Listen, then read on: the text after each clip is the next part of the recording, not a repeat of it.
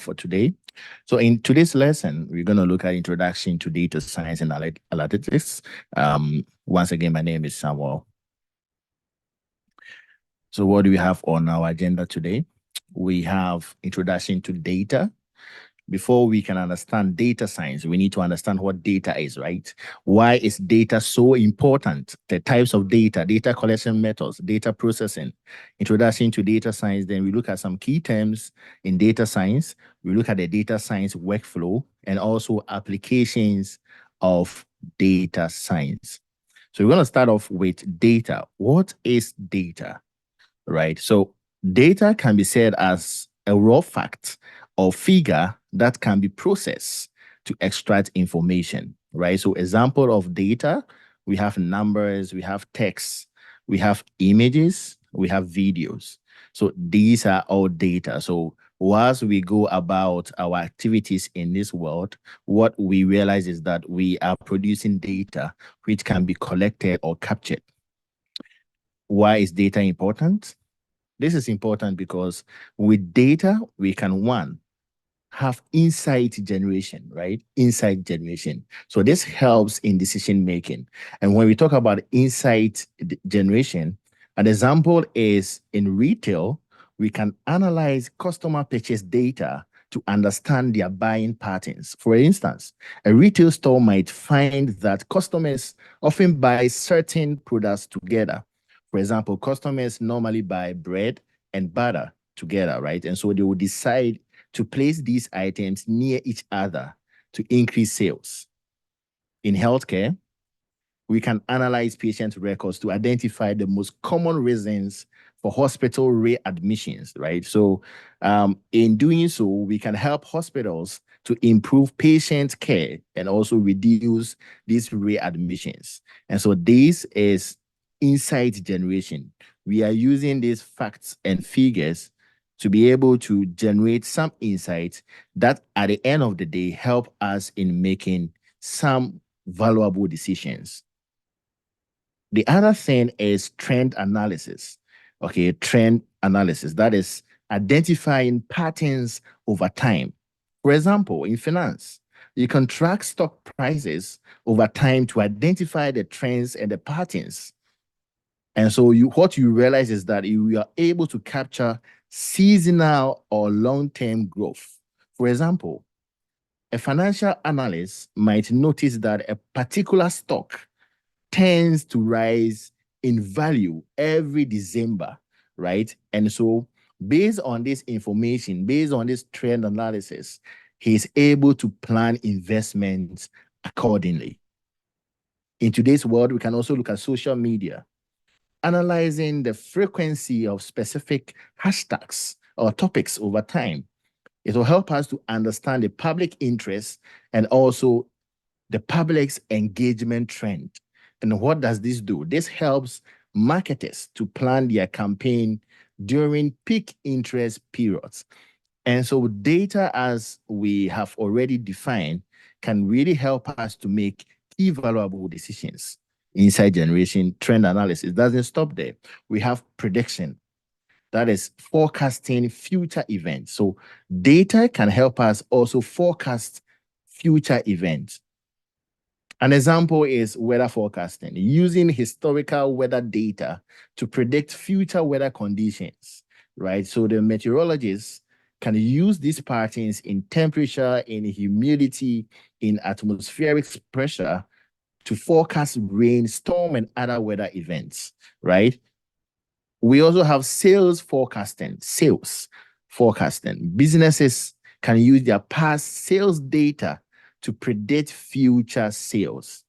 Let's take an example. For instance, an e-commerce company might use previous holiday season sales data to predict the demand for certain products during the next holiday season.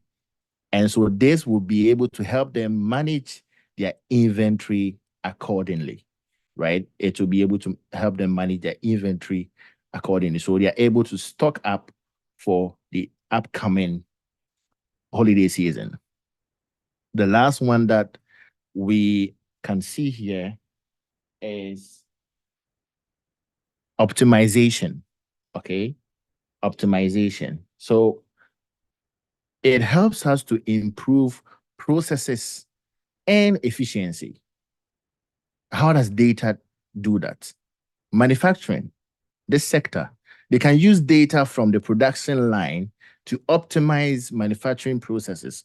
For example, you can analyze the machine performance and maintenance information, right, in a factory, and this can help them schedule maintenance during low production periods to minimize downtime. So because you don't want to have maintenance during high production periods, that is going to affect the business. And so you can analyze data to make such a key decision, as well as supply chain.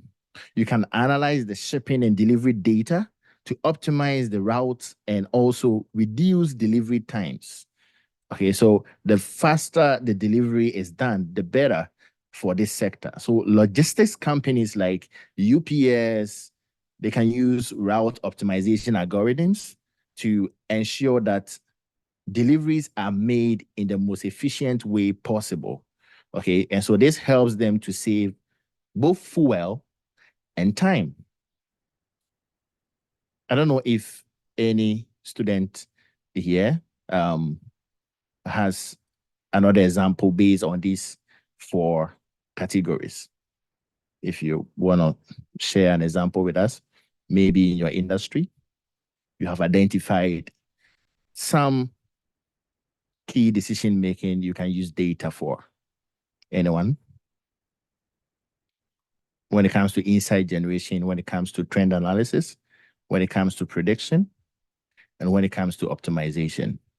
Okay, so as I'm going on with the lectures, you can be thinking about that as well. So there are type of data, right? So the first type of data that we have or we consider is structured data. So this data is organized in rows and columns.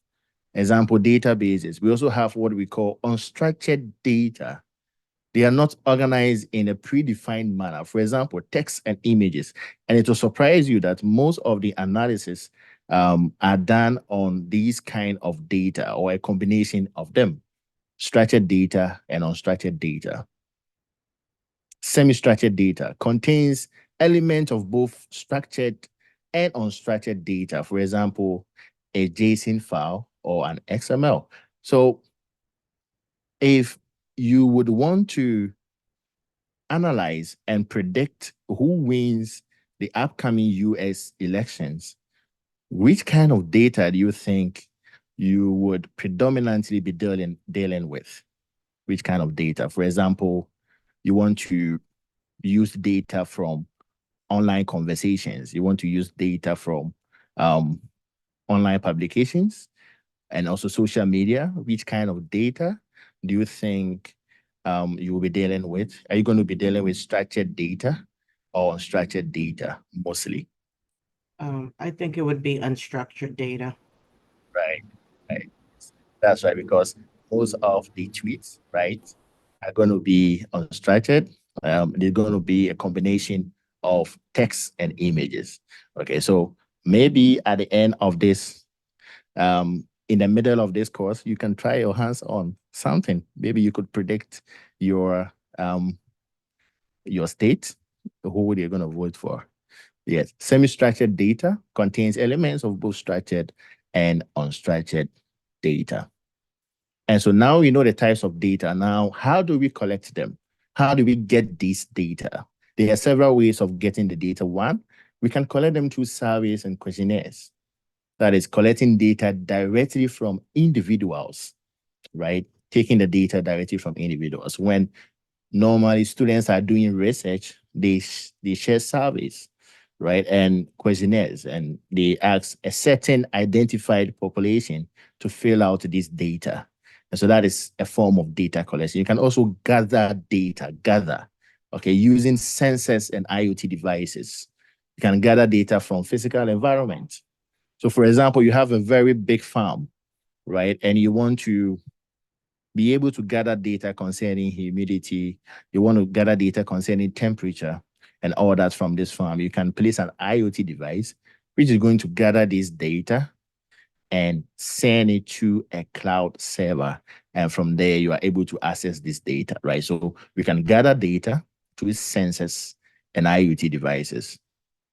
For example, in the traffic light, some traffic light do have sensors. Okay, they are able to determine the speed at which a car is moving. And if it is above a certain threshold, it takes a picture of the car, recording its ID, okay, for other purposes. And so this sensor is gathering data from a physical environment. You can also scrape data, web scraping, that is using methods to extract data from a website.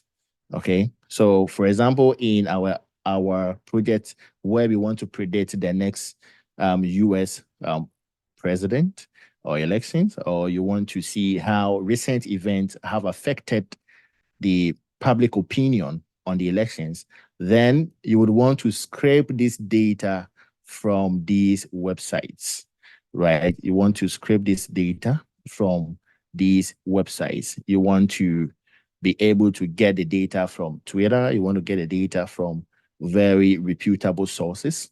And how do you do that? You're going to use web scraping to access them. Also, these websites may have APIs. Okay, so and these APIs can help you to access the data from online services. So APIs are simply endpoints or a way that a resource or a server allows clients to communicate with that server. Okay, so we can look at it as a way. Okay, we can look at it as a way that allows a client to access certain resources. And so if that is permitted, you can also use that to access data. So after we have accessed our data, we need to process our data, right? And we will look at some few data processing techniques. This is very general as we are looking at the bird's eye view of this. So for example, you want to clean or remove errors and inconsistencies in the data, right?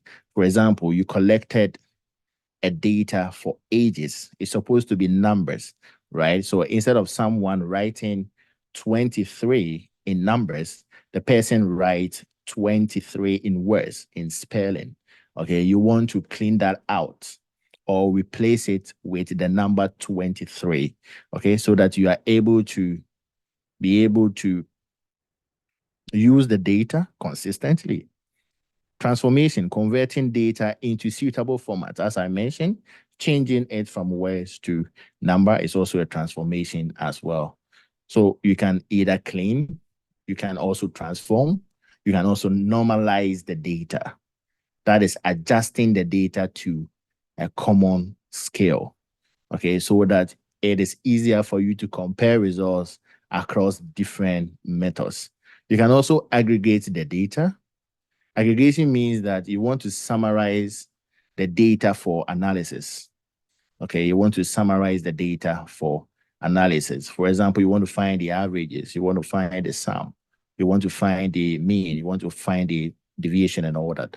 And so this helps you to be able to aggregate the data in some form that helps you to easily visualize.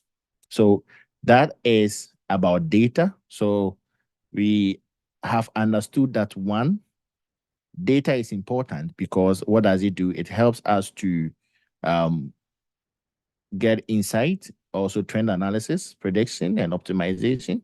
We also understood some types of data, that is structured data, unstructured data, and semi-structured data, as well as we have seen some data collection methods. How to collect, how to gather, how to scrape, and also how to access data and how data can commonly be processed. So now we're going to move into data science itself and then see what we have here. So as I mentioned before, data science is interdisciplinary, right? It's a field that uses scientific method to extract knowledge from data. And so the goal here is that you want to turn data into actionable insights. And so when we say actionable insights, what we are really talking about here is that we want to make data-driven decisions, right? So what is decision making? What is decision making? It is the process of making choices. We do make choices every day in our life. We do make personal choices, personal decisions, like we decided to join a boot camp or enroll for the boot camp. That is can be considered a personal decision. And we also have business decisions.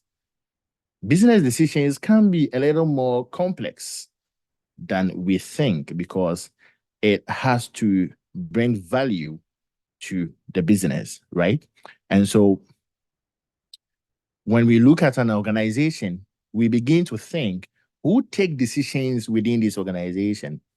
For example, the human resource department, they want to make decisions on who to bring on board and who to let go, who to promote and who to put on training. Okay.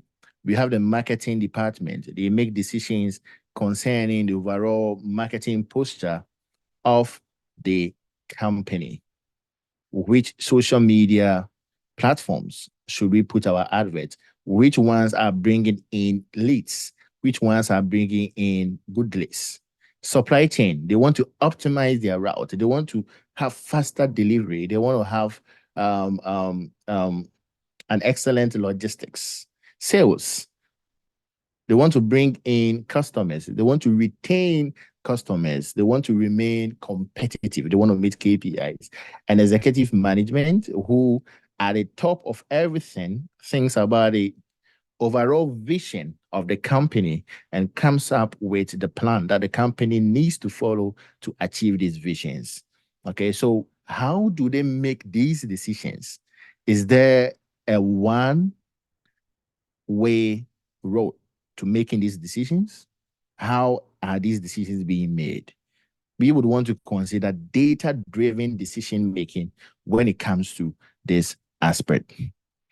Traditional decision making, you can make decisions using your gut feeling, right? Yeah, I feel it's right. I have to make this decision. I have to do it. Also, through human expertise, you can make decisions based on your experience or expertise and any other non-data driven approaches, right? And so these kind of decision making, this is where we want our data science to be able to help us generate actionable insights that is going to drive this decision making. And so now we're going to look at some key terms in data science that is going to help us to achieve a data-driven decision making. And so the background to data science is we want to make good decisions, right? We want to make good decisions that are data-driven. And so let's look at some, I'll call them buzzwords in data science. You hear them always. One is big data. What is big data? Okay, so big data is large and complex data sets. Okay, so the volume is very huge. Okay, and is also very diverse. We also have machine learning. It's a term that is all over the place now. Algorithms that learn from data. We have artificial intelligence, machines performing tasks that require human intelligence. And then you have data mining. Data mining is extracting patterns from large data sets. So when it comes to data science, we're going to play around with these principles and also these terms and a combination of them to actually achieve what we want to do as data scientists, as data analysts, and also as data engineers. And so if you want to be a data engineer, you're looking at machine learning, artificial intelligence. If you want to be a data analyst, you're looking at data mining, extracting patterns from large data set. That also goes for a data engineer as well. And also all these three would probably be dealing with some form of big data that has been collected over time in specific industry. Since most of you are from the health background, you know that one of the sectors that has the largest data set is health. Okay, so EHR, the electronic health records, is one one huge data set that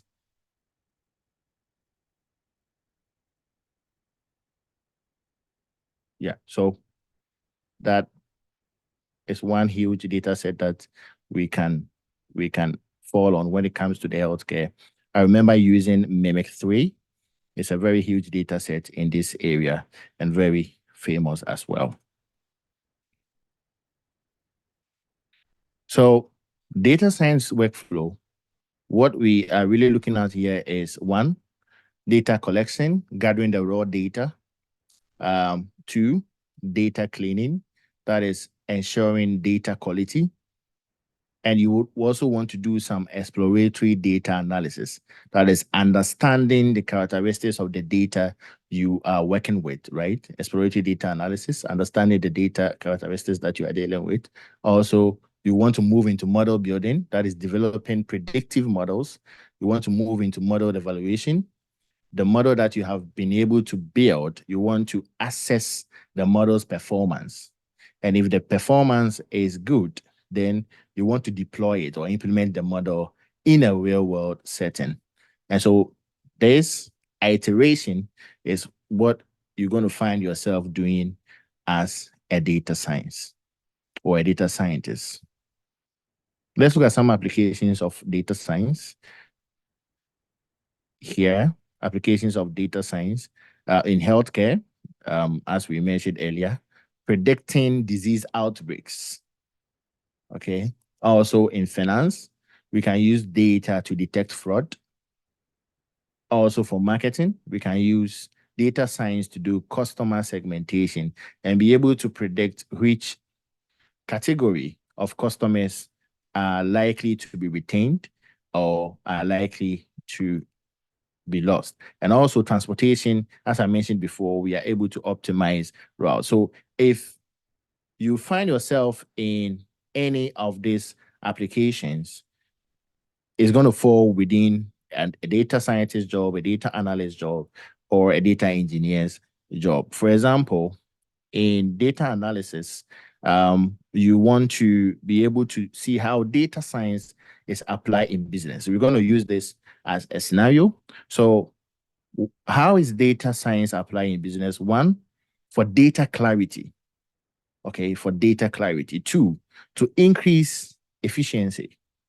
You want to increase efficiency when it comes to your understanding of the data. Also, for better customer experience. For better customer experience. And also, lastly, and most importantly, for you to be able to make data-driven decisions. For you to be able to make data-driven decisions. So this is very important for us when we are considering dealing with data when it comes to business. So how does business intelligence work? Okay, so business intelligence is a use case of data science, right? So business and organizations have questions and goals. And so to be able to answer these questions and track performance against these goals, they have to gather the necessary data, analyze it, and determine which actions they have to take to reach these goals. And on a technical side, we will say that raw data is collected from the business systems. Then this data is processed and then stored in the data warehouse. Okay, so a data warehouse is where you can actually store data, right? So it's like a silo where you can store data and make it accessible to various parts of the organization or departments as well. You can also store it in the cloud, applications, and files. But once it is stored, users can access the data, starting the analysis process to answer business questions. Okay, business questions depending on the department that person belongs to. So for marketing, you're going to ask different business questions. For research, they're going to ask different business questions. For example, in governance, they're also going to ask different questions. So it really depends on where this is being applied. And so business intelligence platforms offer us data visualization tools, which will help us convert data into charts or graphs, as well as presenting to any key stakeholders or decision makers. So what essentially we are going to do, as we will be learning Power BI, right? Or we'll be using Power BI and also Excel, Microsoft Excel. We're going to do some data visualization. And so we're going to do the job of a data analyst in the beginning, and then we move into more programming oriented ones whilst we delve deeper into a data scientist job. So for a BI, business intelligence, which is a data analyst job, you are going to use off-the-shelf proprietary softwares to be able to achieve this. And so, for example, one of them is Power BI. So the modern workflow of softwares like Power BI is like, for example, access and view. You should be able to interact with it. You should be able to analyze and discover.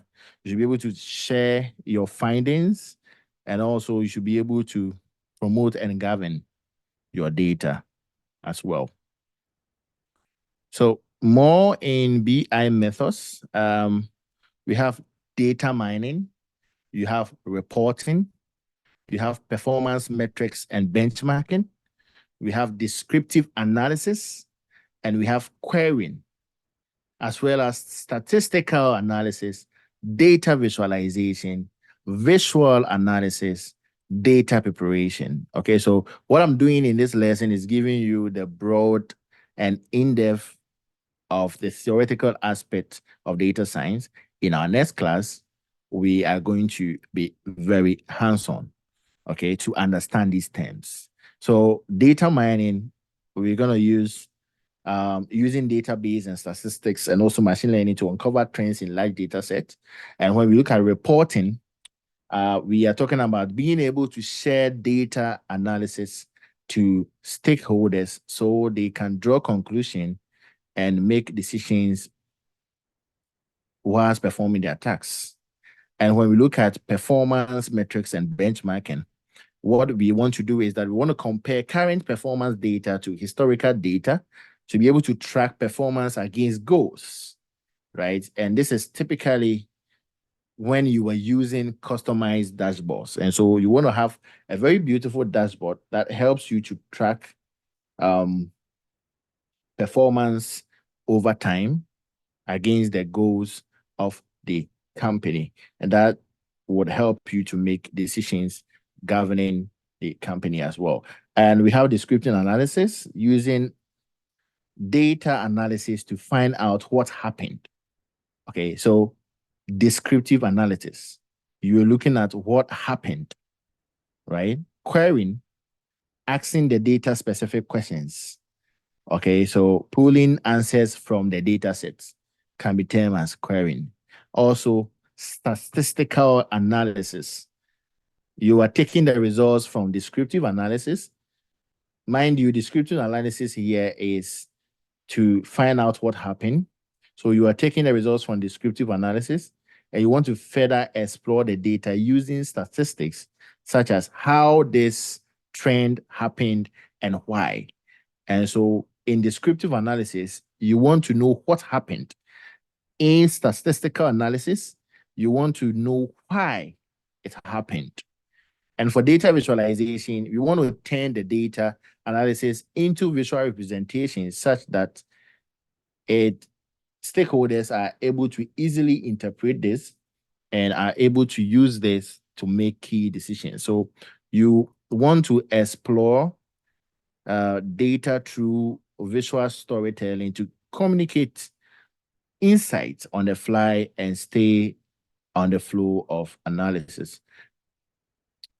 And for data preparation, we're looking at compiling multiple data sources or identifying the dimensions and measurements and preparing it for data analysis. So I just wanted to find out which of these BI methods have you used before, or In your line of duty, do you make decisions based on some reporting, some dashboarding, or are you involved in creating any of these?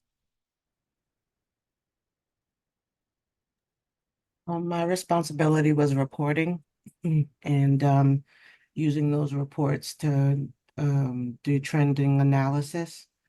And Oh, my current position that I'll be starting shortly will be using data for predictive modeling. great. Okay, so you have done some reporting and you used any um which which software for this? We used SAS. SAS. Okay. Mhm. Okay. All right. Okay. That's great. Okay, so um that's good. Yeah, so there are several tools. We have SAS, we have Power BI and others as well that are equally good, SPSS and all. Okay. So just a brief summary in this table of the various methods I described, reporting, performance metrics, and benchmarking, descriptive analysis using preliminary data analysis to find out what happened, and also querying, asking the data specific questions, pulling the answers from the data set, and also statistical analysis, taking the results from descriptive analysis and further exploring the data using statistics such as how this trend happened and why. We have more here, data visualization, as I mentioned, turning data analysis into visual representations such as the charts, the graphs, the histograms, um, to more easily consume data, right? And visual analysis, exploring the data through visual storytelling to communicate insight on the fly and stay in the flow of the analysis, as well as data preparation, which is exceptionally important. So you're going to spend most of your time actually preparing the data. That is where most of the time is spent when it comes to data science, okay? Compiling multiple data sources, identifying the dimensions and measurements, and preparing it for data analysis. This is where most of your time will be spent. So, some core features of such softwares is that they have data management, also reporting or visualization, as well as data analysis. So, let's zoom into one after the other. You're going to start with data management. So, data management is organizing data within a well designed repository. Okay. That is integrating data from different sections.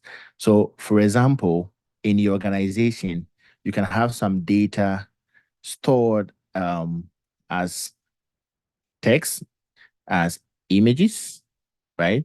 You can also have some data stored in different from different sources, coming from different sources, depending on the industry. And you want to integrate this data from these different sections whilst keeping the integrity of this data. Also, integrating with external data sources, you can use make use of these data sources to augment or to supplement the data that you have. And in all, you want to ensure good data quality.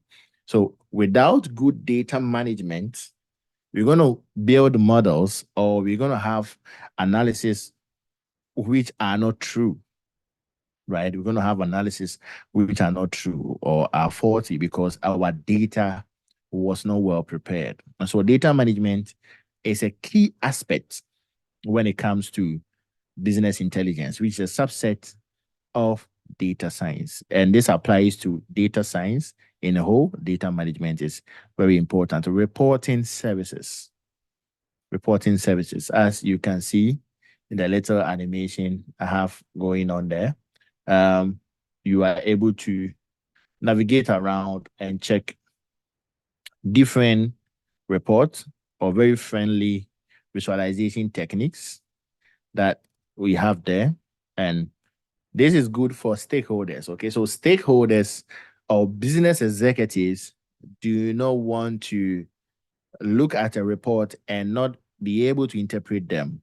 And so we need to present it in a nice way that they are able to look at it and are able to confidently understand what is going on. So we want to abstract a lot of technical stuff from this, right? We want to abstract a lot of technical jargons and all from our managers, our CEOs, our CFOs, and give them the business value aspect of our data so that they can base on that to make decisions. And so we consider user-friendly reports.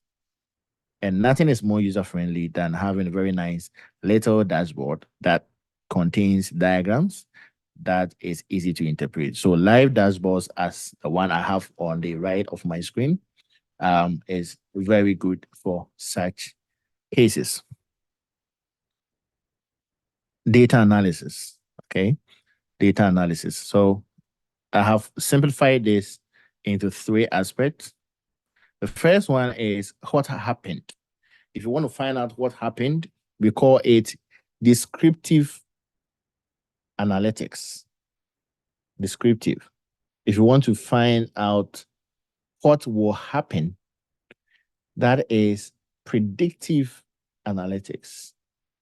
And if you want to find out how can we make it happen, okay, then you are looking at prescriptive analytics. And so applying statistical and logical techniques to describe, illustrate, and evaluate data. So you want to describe your data. You want to illustrate and evaluate the data. And most importantly, you want to find meaning in data to derive knowledge and make informed decisions. And so throughout the lecture so far, we have several times. We have talked about data, we have talked about information, and we have also mentioned knowledge.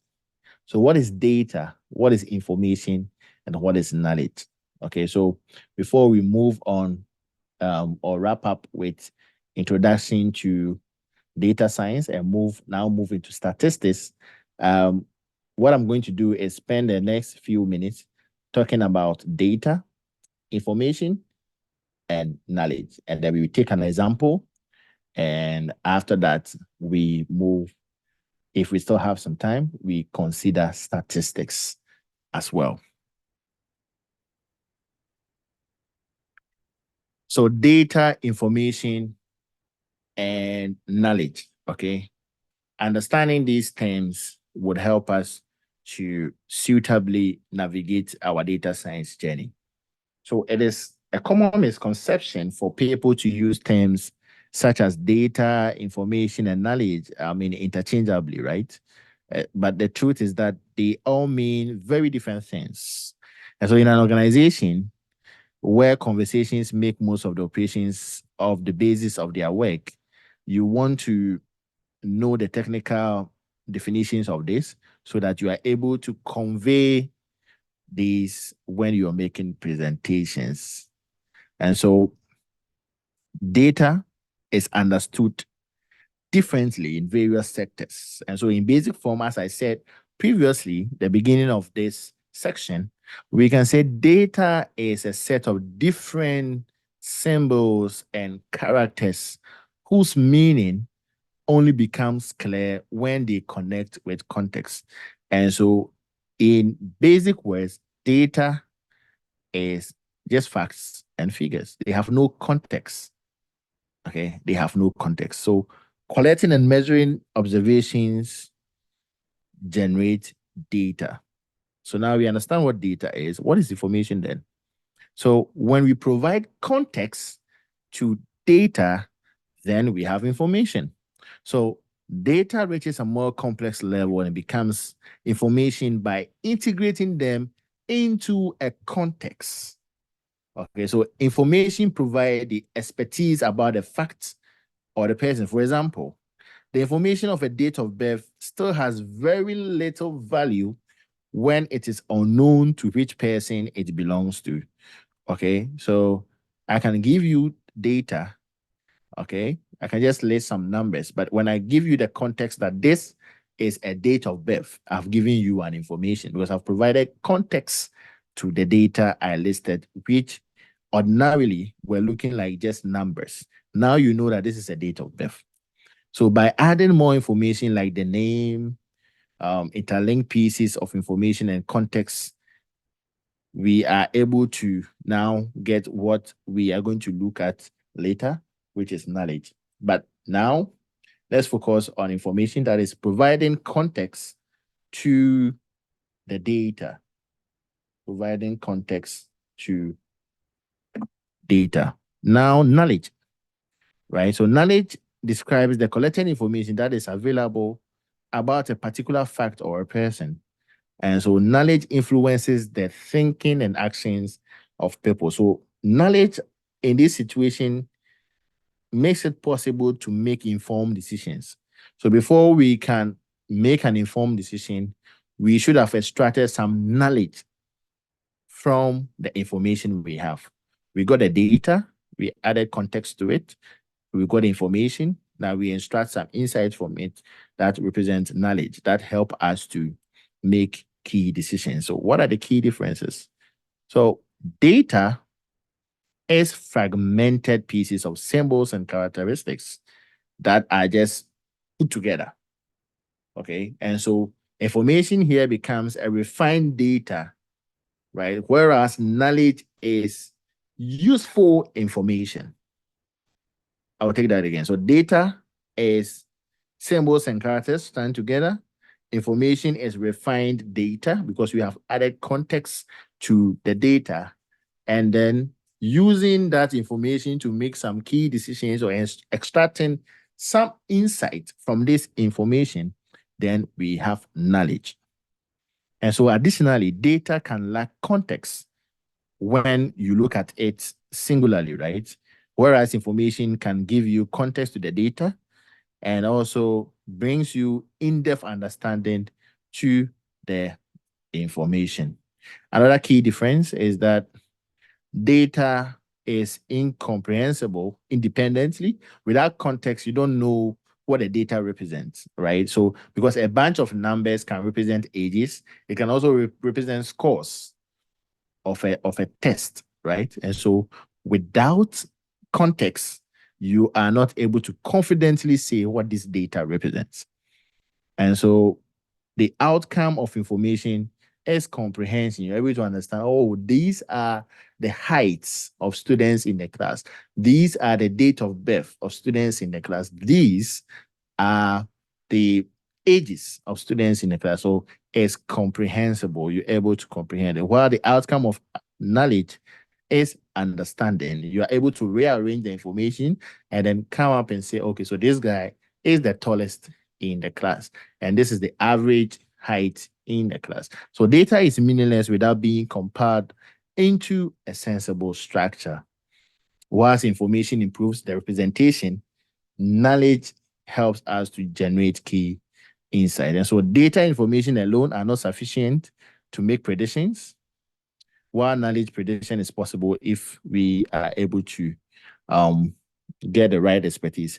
And so what we typically do is we gather the data, we process it into information, and then we use these ML or data mining methods to extract information, extract knowledge from it to make key decisions. Example, data 10, 12, 14. Okay, so when you see this, this can represent anything. This can be a list of numbers. This can just be a list of ages. It can be a list of scores, right? But now I provide information that this is actually prices that supermarkets are selling blenders for. Okay, so supermarket A sells blenders for 10 USD each. B sells for 12 USD each, and C sells for 14 USD each.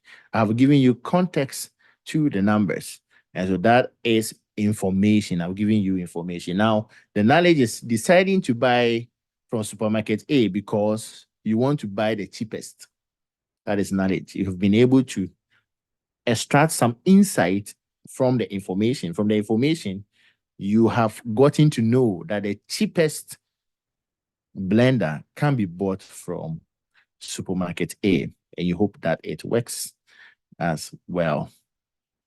I don't know if you can give me an example of data, information, and knowledge. Anyone wants to give a try? You can give the data and the knowledge and the information, and then the knowledge, like what I did here.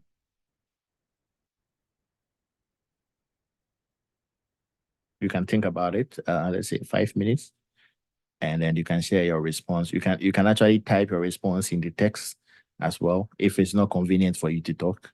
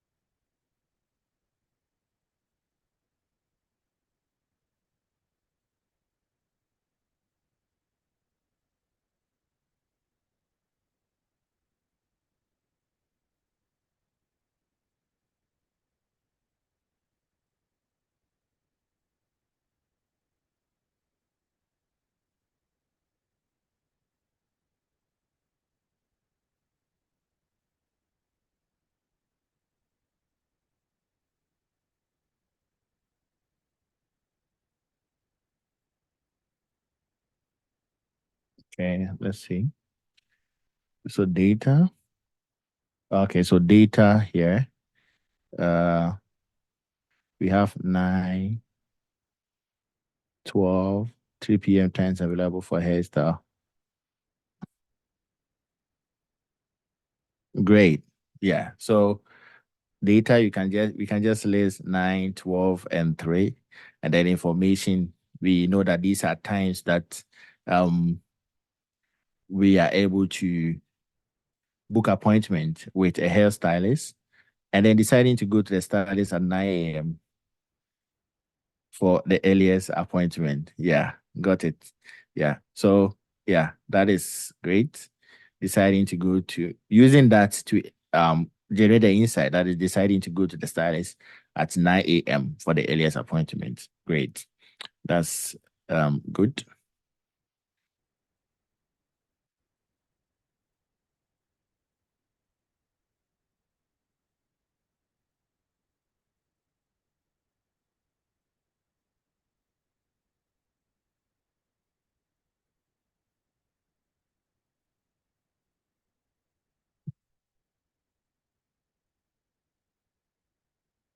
You can also share your thoughts with me in the comment section, or you can actually um, share with us an audio. You can still share any of this with us whilst the lecture goes on. Um, thank you. So now we look at statistics, introduction to statistics. It's going to be brief, and then I'm going to wrap up so that when we come the next time, we look at the last model. We're supposed to use 2 weeks for this. Yeah, so I'll do the theories and then we zoom into just practicals. Yes, I believe that getting the hands-on skill is very much needed for you, since this is a boot camp, right? So the study of collecting, analyzing, interpreting, presenting, and organizing data. Okay. So that is statistics. That is the study of collecting, analyzing, presenting, and organizing data. What is the importance of statistics?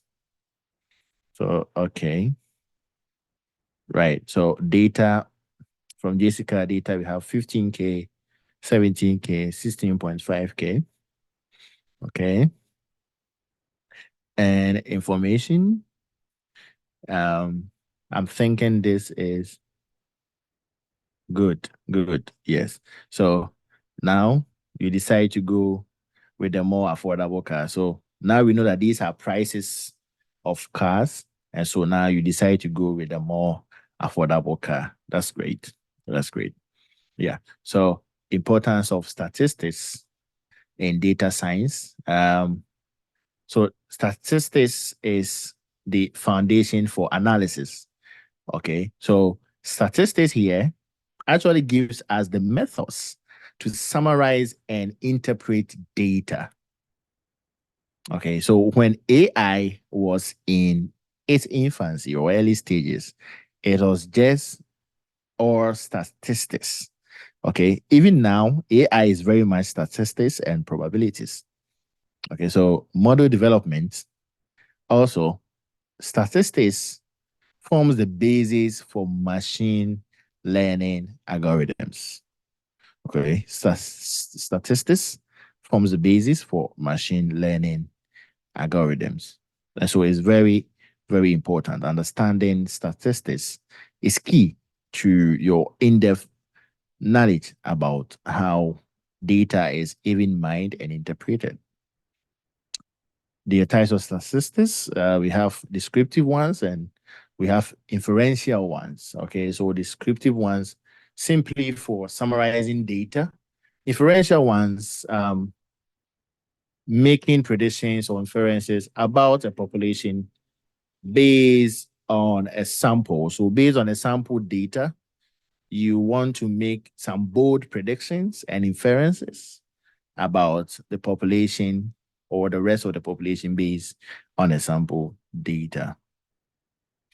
Descriptive statistics, that is, for example, if you want to measure central tendency, okay? Central tendency. If you're looking at the mean is average value, median, middle value, the mode, most frequent value. Okay, so this is taking us way back to um, probably what we did in very early grades, right? Yeah. So mean, the average value, median, middle value, and mode, most frequent value. And so it's interesting to know that these statistical um, values are the ones empowering today's big data pipelines and decision making. We have more descriptive statistics that, for example, you want to measure dispersion. Okay, dispersion.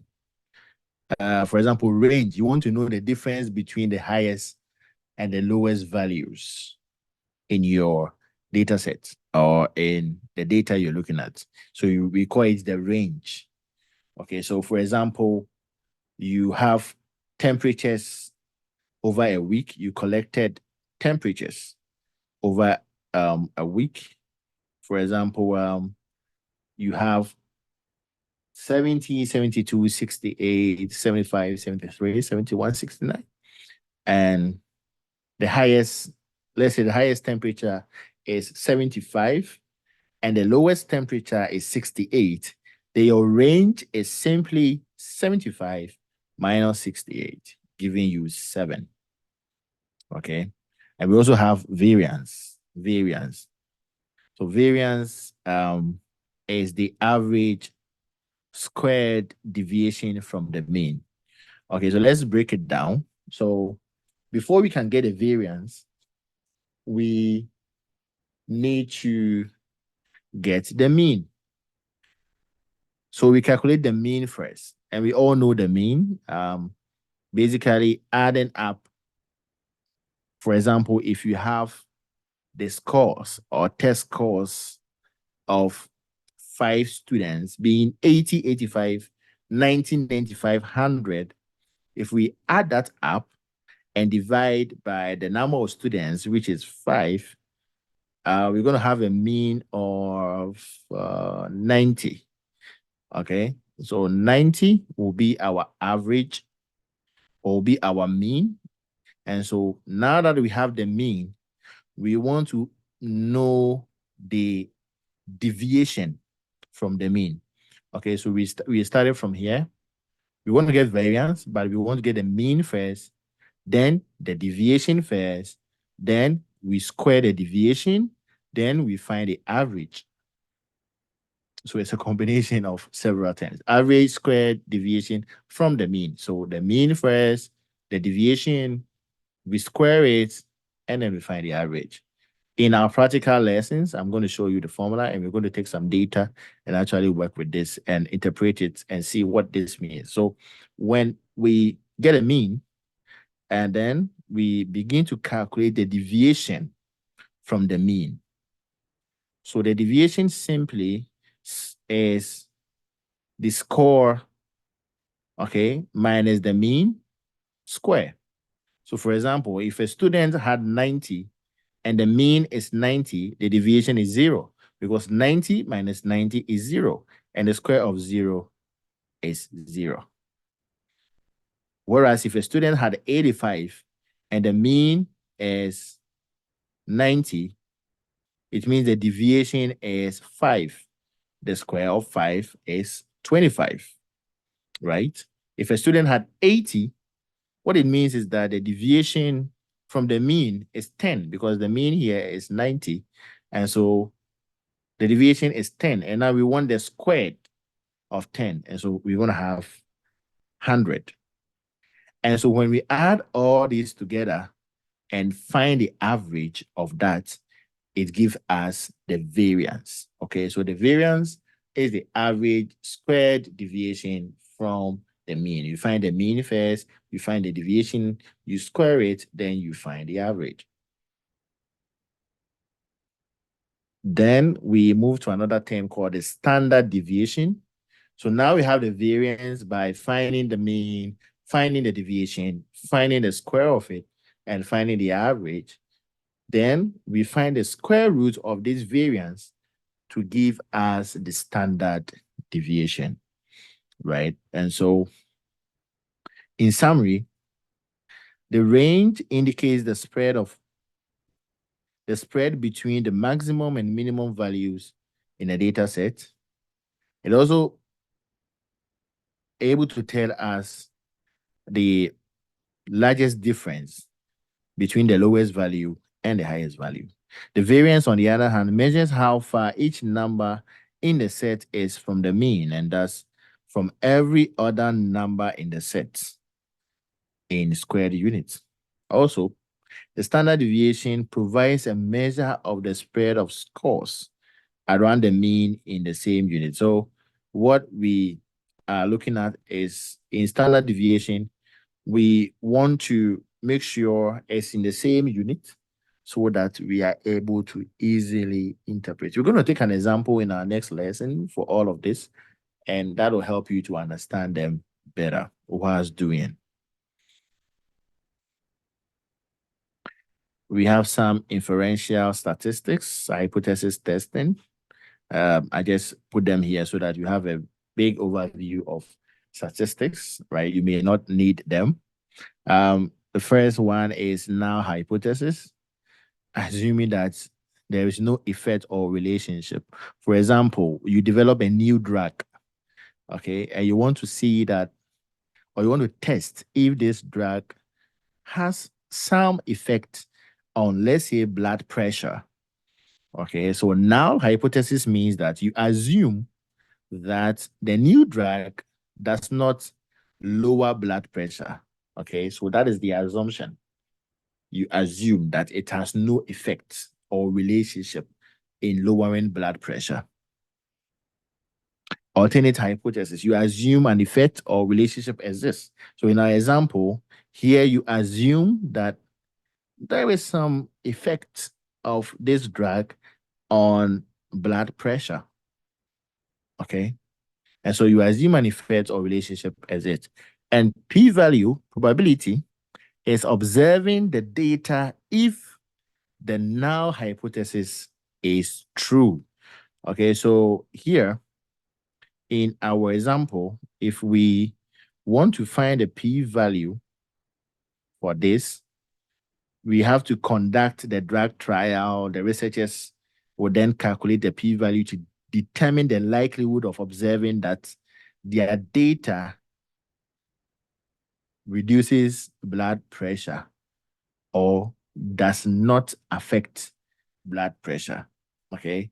So if, for example, the p-value is 0.03, this means that there is 3% probability of observing such a reduction in blood pressure. And if it is 0.05, it means there's a 5% probability. So this essentially means that in the p-value, in our example, our unique example, the drug manufacturing company is testing their null hypothesis to see whether it's true or false, depending on the threshold of the p-value. So the threshold can differ. Normally, it's set as 0.05. Okay, so if the probability is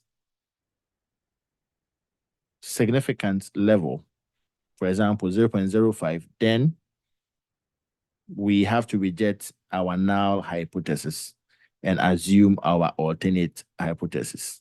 As that for again, we're going to take an example if this is essential for us. I have prepared one example for this.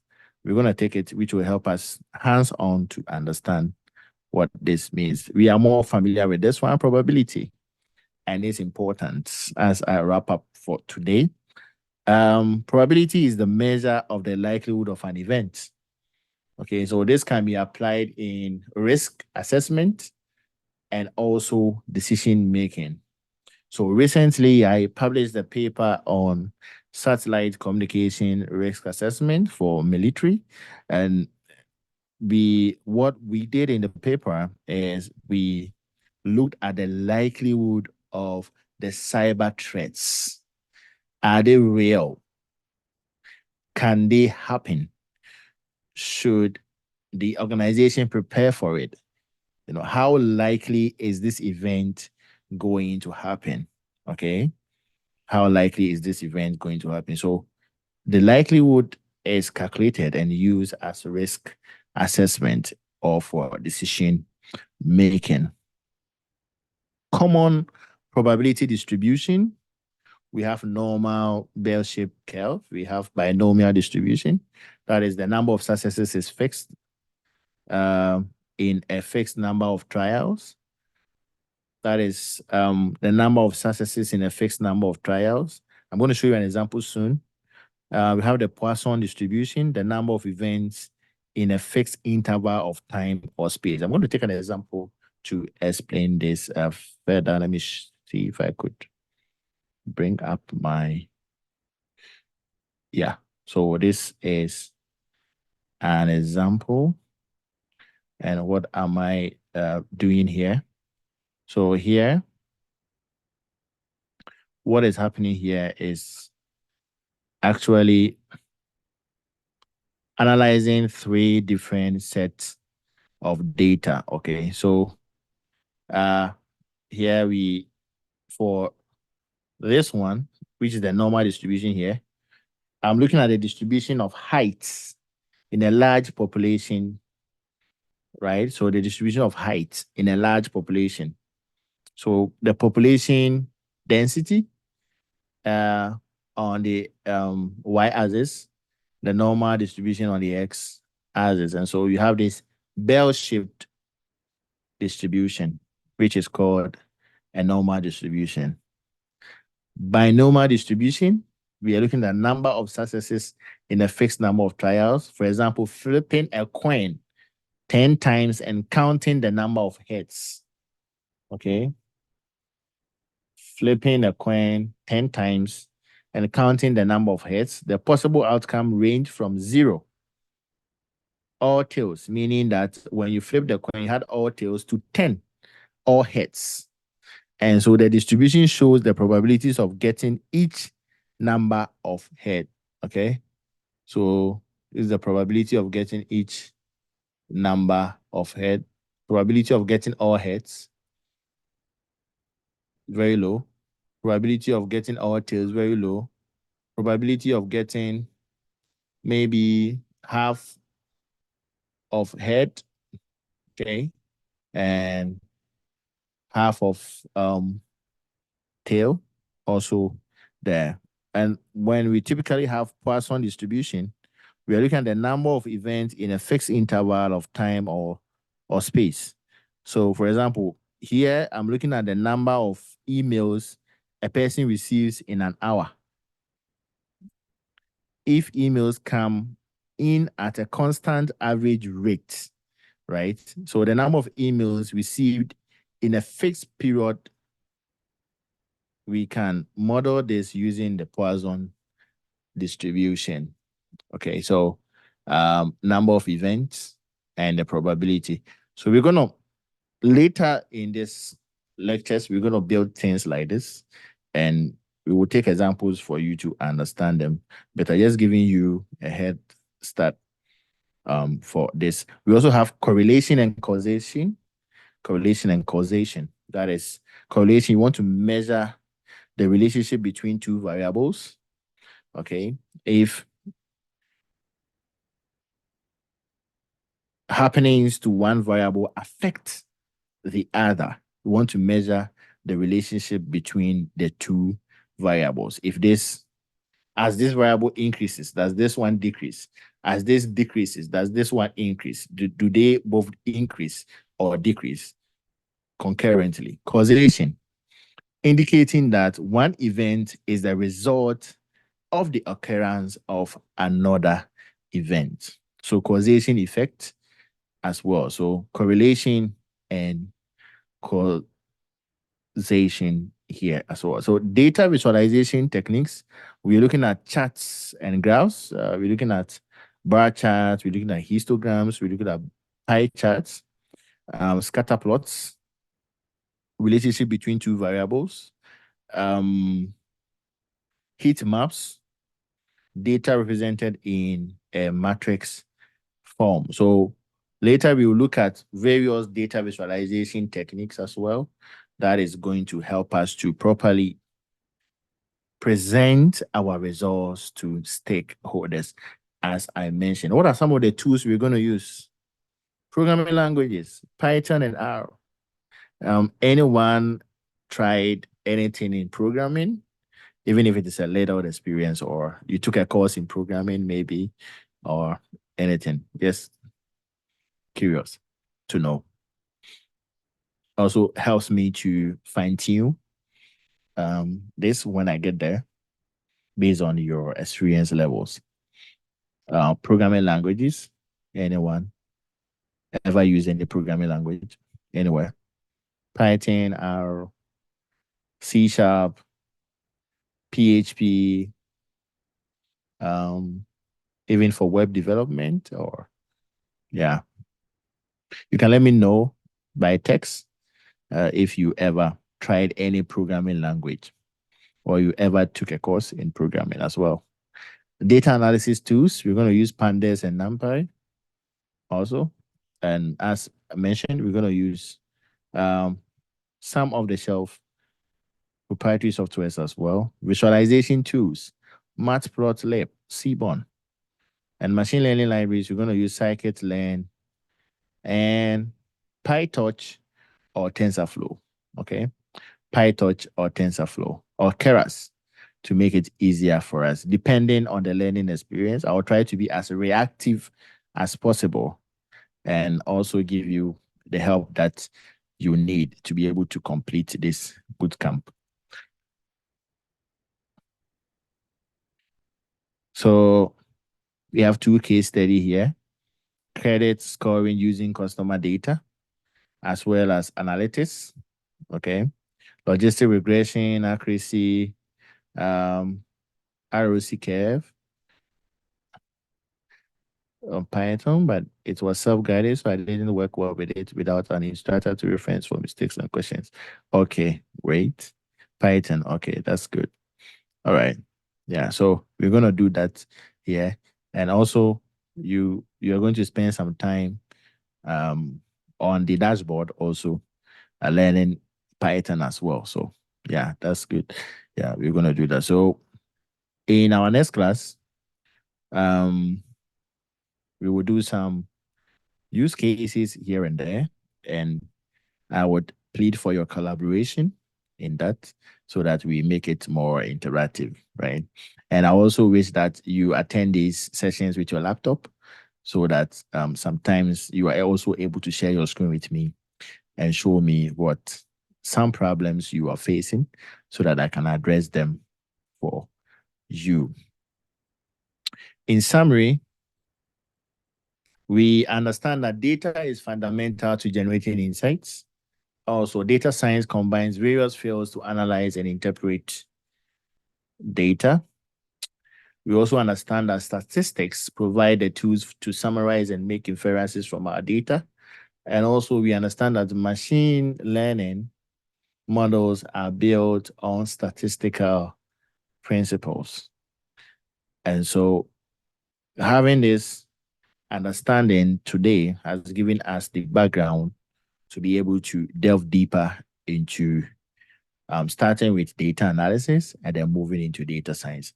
What I want to assure you is that if we are consistent in our effort, we will surely be able to achieve our aim to become data scientists.